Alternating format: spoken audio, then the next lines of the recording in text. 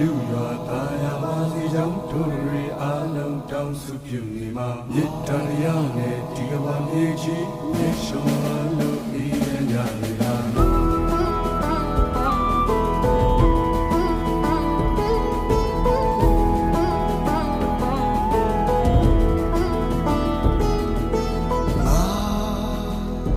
ဆိုတဲ့လူများမမာနာထောင်လွားမွေးဖွားခြင်းသေဆုံးခြင်းနဲ့ကြာကာလလေးတစ်ခုမှာညနွမ်းနဲ့စိတ်ဓာတ်များနဲ့ဆက်ရှင်သန်သွားရင်ဘေဘုံလာမှာ